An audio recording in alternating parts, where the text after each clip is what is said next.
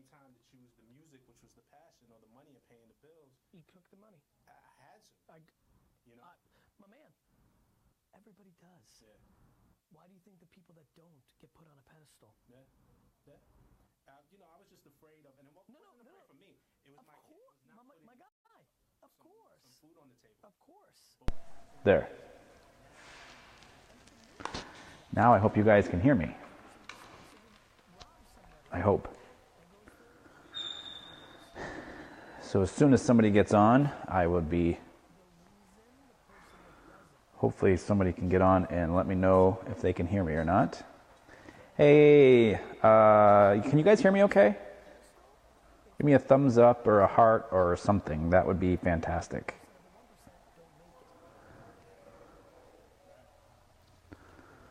Yes, you guys can hear me? No. Sounds terrible. Audio's horrendous. Worst thing ever invented. It's working fantastic. Yes, you can hear me? Hey, Ian. Yep, hear you good. Okay, good. Good. Because I was hoping to create some distance here away so you guys can see this guy. Because his name is George. And actually, I'm going to bring this over closer so we're not so influenced by the table. He is a pretty scared guy here, as you can see. And all I'm really going to do is just some relationship building with him. He has zero interest in food. I've actually got food down on the ground here. And he's not 100% comfortable with me either. Just kneeling down like this can be a good exercise to do, as long as he doesn't yank my microphone off. And he's sniffing a lot right now too, which is good. George? Yes. Good job, buddy. Good job. See, he's a little leery the way he moves around me.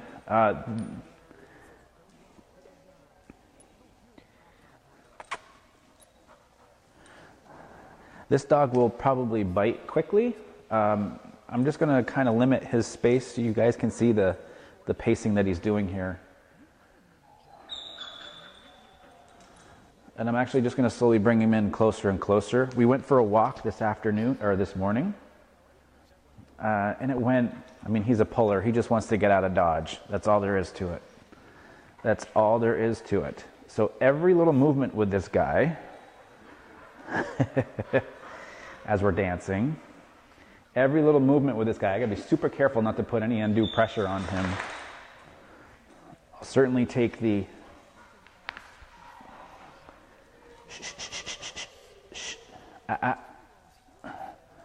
So I'm trying to block him.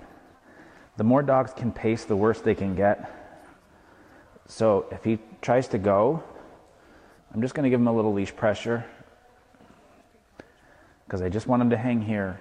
And notice, you guys, my back is to this guy. I've got to show him, and it's going to take more than one session, that, see, he just sniffed me, that I'm not any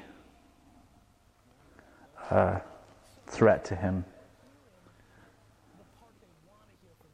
He has zero interest in food, like I said. So again, that type of training we can't get too far with. So I'm going to let him swing around me a little bit more, because I'd like to have him a little bit more in front of me. Shh.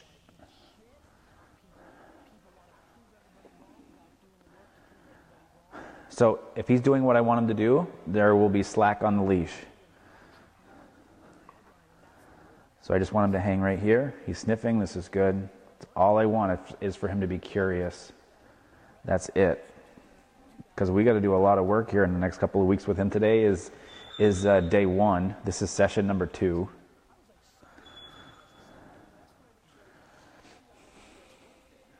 And the pacing has stopped, which is good.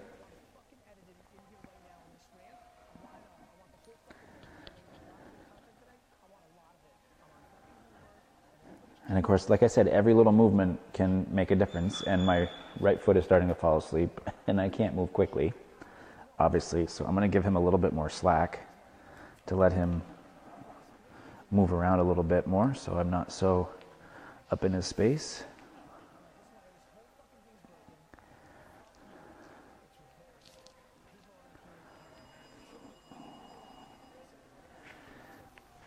And you guys, all your movements have to be deliberate here. We can't do any quick herky-jerky type movements with him.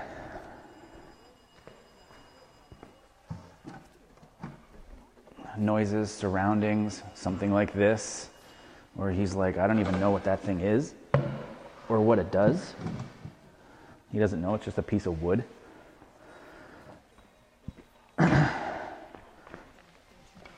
This will be much more comfortable. So even where my hands go, making sure they're not in his direction. I'm not going to try to pet him because I will get bit. See? I didn't do anything. So I want to help this guy recover. And all I'm going to do is just spend some time with him.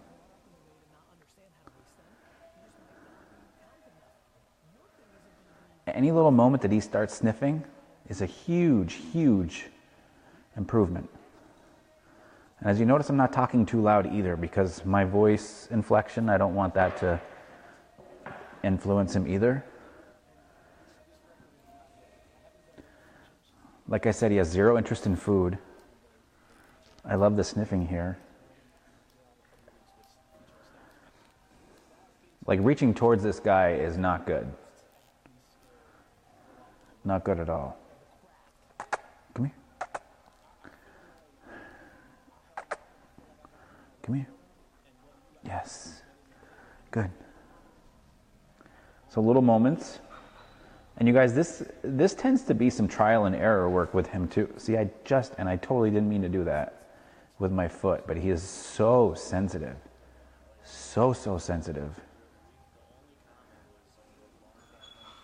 Time's going to create trust, you guys.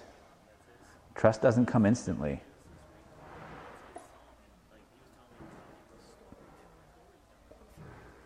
All these moments sniffing is good. I'm not going to give him a lot of eye contact.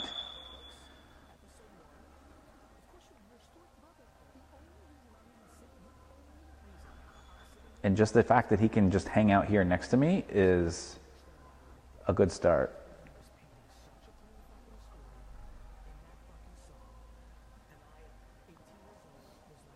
I mean, I've taken him on one walk. We haven't, it's not like we're buddies by any means.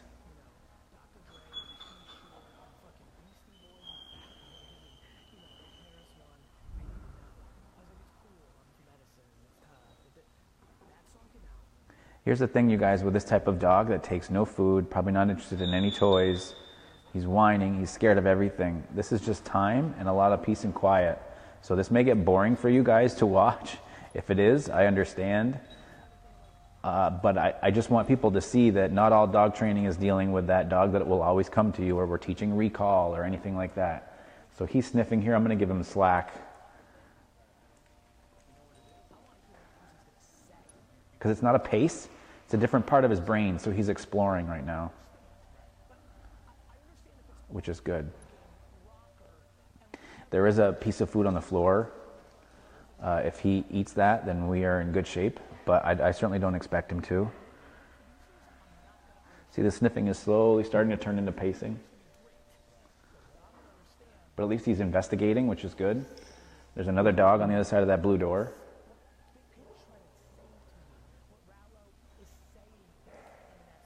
So all this is curiosity. It is the right state of mind. Standing still on his own. You guys, these are really these are little wins. He just went over the treat that was on the floor too. So you guys, his anxiety and his nervousness takes over hunger at this point. You know, survival hasn't started yet at all. His survival mechanism is to get out of Dodge.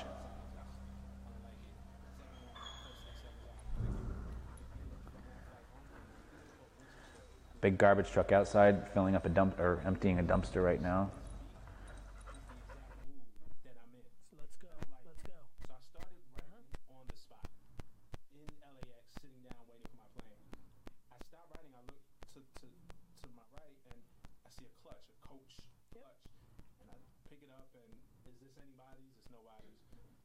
there's $500 in it, ID, credit cards. I'm like, holy shit. The old me would have kept that. That was Brooklyn. But I said, man, I took it to the gate and said, look, somebody left this, you know. And I'm thinking, I'm like, you know, like, that's not my shit. That could be their student loan. That could be their car note, you know, whatever. I sit back down to write the song and forgot where I was at. So I'm like, where do I pick up at? So, and I'm going to pick up with what just happened. I found the clutch with 500 in it. You know, just turned it into the gate. You know, like, and I went from there. Listen. Listen. Look what the fuck I'm doing. Right. I think that's the number one thing people should do. Right. Is tell the truth and document the fucking journey. Right. I don't think there's any... First, you know how many people... Actually, this is actually to talk to music people. I think I understand... Like, I think a couple more years, I'm going to be, like, really helping people in music. Let me explain. The first project's easy. Got your whole life to write it. You got a life's worth of stories. You got it. My first keynote, of course it was perfect. I'm like, I'm a boy from Belarus. Right. I wrote a fucking, like, Lemonade, and it hit. It hit. It hit because it was easy. I didn't realize, of course I didn't have slides. Of course I was spitting from the top. I was just telling you who the fuck I was and what I was thinking about. But I told you what I was for the first 20 minutes, and the reason they all fucked with me after a while, because there's only so many times you can hear about the baseball cards, was, and then I told you about what was happening right now. And so to me, a lot of artists kill that first project, and they become one-hit wonders or one-project superstars because they don't realize they want to tell a story, which means they're making up shit. Right. But what they need to tell you is, like, what the fuck happened when you made the transition from the streets to the businessman trying to negotiate with you? I'll tell you. Or that first, like, where's the, like... In that song, Long Flight Home. So let's talk about it again. Because of my relationships, when I dropped my first EP last year and I signed with Empire Distribution, everybody expected me to have a bunch of features because I had great relationships. Right. I didn't want a bunch of features. Because you thought it strategically, like, right. Cool, then I got it. But I'm going to keep it real. There were some guys that I asked for features who didn't take me seriously. And it just fueled something fire. And I never wanted to admit that because it made me feel like if I did it, I was lesser. No, it's you're more. You're more. Yeah. That's me. I'm driven. All I want is negative comments. Right. It drives you. I love that. The funniest thing is the people that give me love in this comment section, I love them. I love them like I love my mother. Right? But the people that leave me negative comments, they don't realize. They think they're tearing me down. You're fucking feeding me, you motherfucker. You're feeding me. You're fucking feeding me. You're so not smart. I only feel two things. You're so not smart. You're feeding me. I'm going to get bigger and badder because of what you're doing. And then number two, I feel bad for you. I feel sorry for those people. I feel bad for you. You really have so much pain in your life that you've taken time out of being on the offense to come to me and tell me something bad. I hate that. Your mom fucked up. Like something happened. I feel the same way. I really feel bad for those people, and I get it. You know what's a little... I apologize for cutting you off. The one weird thing about me that the thing about me that probably the culture likes, the thing that's weird with me, though, is if I were you, if I was living your exact life right now, after I was accepted as, like, that skilled, I would destroy those fuckers on wax. Right. And I mean in a fun... Because they're your friends, in a fun way. Like, I'm very chippy. Right. Fuck them. Like, so I'm ready, too. Like, I'm not really a battle type of guy. I'm more of a storyteller. But this is hip-hop, and it's competitive, and it's a blood. Oh, God, that opportunity came. It's the best. I'm ready. I'm always ready, too. But honestly, unlike what you did there, I'm keeping it all inside. All of it. And the truth is, I keep it inside because the good news is 99.9% of it goes away. Right. But, man, do I feel bad for those 0.1. Right. Because their feelings are going to be hurt forever. Right. But, you know,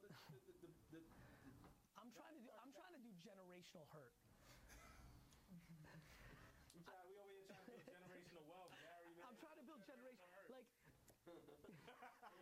I was just thinking about the 0.1. There's 2 or 3 people on a list, and their kids are going to get hurt. Like everyone, like the, and I mean, I'll tell you, but you know me. It's because they really like doing the wrong thing is the wrong thing. And honestly, there used to be 7 people on the list, but enough time went on. Like my hope is that it never happens. Yeah.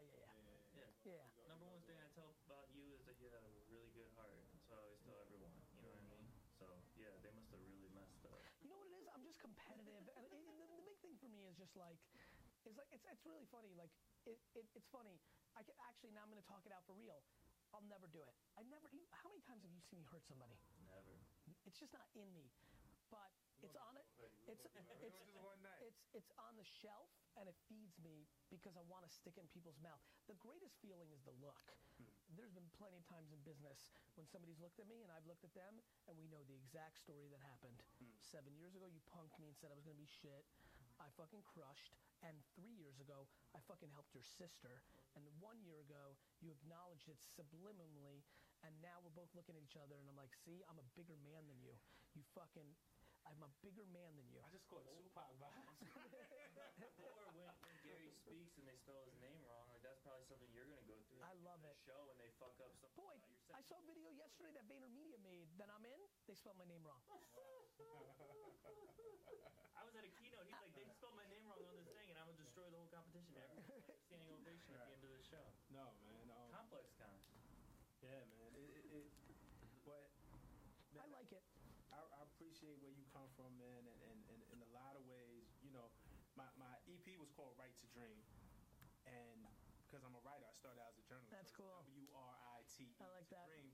But the real message is, I have a right to dream. You have a right to dream. You have a right to dream. Nobody has the right to my stand you down. man, do you know why it matters the most right now? Why I'm putting out so much shit? If you were writing for The Source in 1994, if you were literally born 20 years earlier, and were writing for The Source, you wouldn't be in the music industry today. No. Because you would have to get signed. You like the end. Right. They like Empire and Spotify and YouTube and our playlist. People don't get it. Right. A Right to Dream was aspirational and ideological 50 years ago. Yeah. It's just not anymore. Yeah. That's crazy. Yeah. Honestly, like, I can't believe that fucking a kid right now is going to get hyped off of this, record on some bullshit on his phone, on her phone, upload it to SoundCloud, and sell out fucking Madison Square Garden in 9 years. Because we've seen it. And that, you know, honestly, and the one thing that I can tell you, thankfully, I'm in a position because of the journalism, I don't have to monetize the music. I got it. I want to monetize the music, and I want to grow it as and you will. But There. Sorry for the audio, you guys. This microphone eats batteries.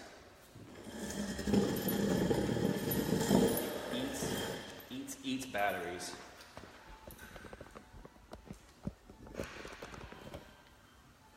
Ooh. See, so even that is pretty jumpy. Yes. Yeah. Ooh, that was good. Just touched a tooth.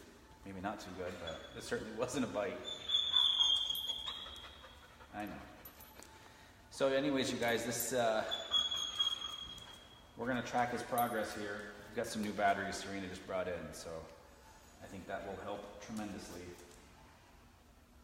More sniffing, which is good. Nice. Good. I love working with these types of dogs. Love working with them.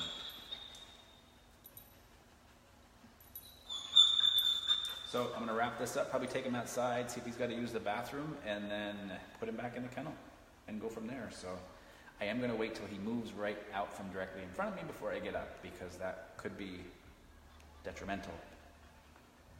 And give him some slack here to do whatever he wants to do with it. There we go. That's what I'm waiting for. You guys have a good day.